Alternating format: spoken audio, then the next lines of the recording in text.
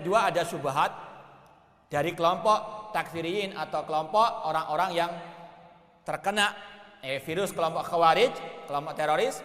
Mereka mengatakan yang wajib untuk kita dengar dan taati itu adalah pemimpin kaum muslimin yang berhukum dengan hukum Islam.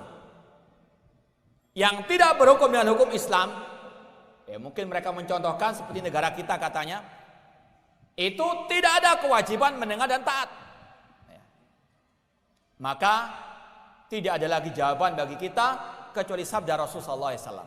Artinya dalam beragama kita tidak boleh pakai akal-akalan. Ad-dinu laysa bir-ra'i. Agama bukan dengan akal-akalan, namun agama bid-dalil, dengan dalil Al-Quran dan Sunnah Rasulullah SAW.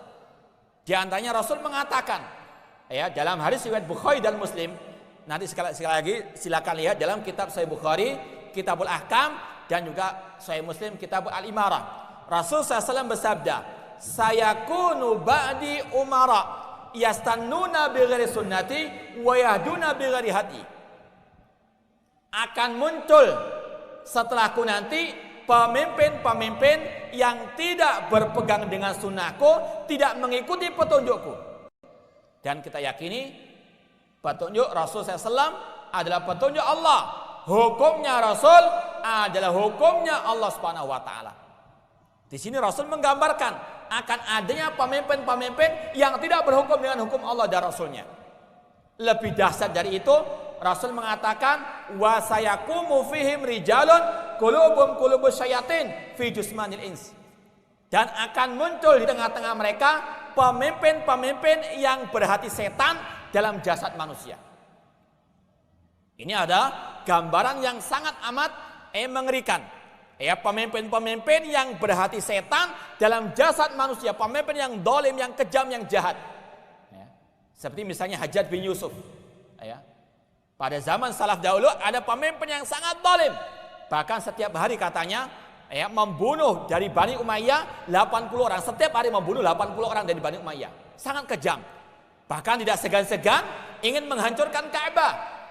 Membunuh para sahabat di Masjidil Haram yang tidak pernah dilakukan oleh kaum musyrikin jahiliyah. Kejam sekali Hajjaj bin Yusuf. Namun tidak ada para ulama yang memberontak ataupun yang mencaci mereka di hadapan umum. Bersabar terhadap pemimpin tersebut. Di sini sekali lagi kata Rasulullah SAW akan ada pemimpin-pemimpin yang tidak berhukum dengan hukum Allah, pemimpin yang kejam, yang dolim, yang KKN. Kemudian sahabat Rasulullah SAW yang bernama Hudzaifah bin Yaman radhiyallahu ta'ala anhu mengatakan, fa kaifa asna in adraktu dzalika ya Rasulullah. Ya Rasulullah, apa sikapku kalau aku mendapati pemimpin yang dolim tersebut? Ini sikap para sahabat. Ketika menghadapi permasalahan agama seperti ini, tidak langsung berkomentar, tidak langsung mengkritik, namun bertanya kepada ahlul ilmi, fas'alu ala dzikri in kuntum la ta'lamun. Jangan sok komentar, tanya kepada ahlul ilmi. Di situ pada zaman sahabat Rasulullah SAW sebagai maroji, sebagai tempat untuk mereka kembali kepada Rasul dalam masalah agama. Maka apa jawaban Rasulullah SAW? Apakah kaum muslimin disuruh memberontak, mendemonstrasi, mencaci maki, melaknat? Tidak. Namun Rasul mengatakan istasma wa tuti. Tetap engkau mendengar dan taati pemimpin tersebut. Meskipun pemimpin itu tidak berhukum dengan hukum Allah, meskipun pemimpin tersebut zalim, kejam, jahat. Tasma wa tuti. Tetap engkau mendengar dan taati. Wa in duriba dhahruka. Meskipun punggungmu dipukul, wa ukhida maluka, meskipun hartamu dirampas. Rasul akhiri dengan tekanan lagi, isma' wa ati, dengar dan taati. Hadis riwayat Bukhari dan Muslim. Ini kalau kita masih mau menjadi pengikut Rasul SAW. Meskipun rasanya pahit, namun wal akibatul muttaqin, akibat yang baik bagi yang bertakwa kepada Allah Subhanahu wa taala.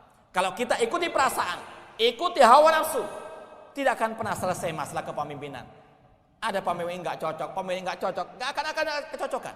Namun harus kita tundukkan hawa nafsu dengan sabda Rasul SAW. Rasul mengatakan meskipun kita nggak suka pemimpin tersebut, isma' wa ati, dengar dan taati. Meskipun pemimpin itu tidak berhukum dengan hukum Allah, tidak adil misalnya, tetap kita apa? Wajib mendengar dan taat kepada perintahnya dalam hal yang ma'ruf.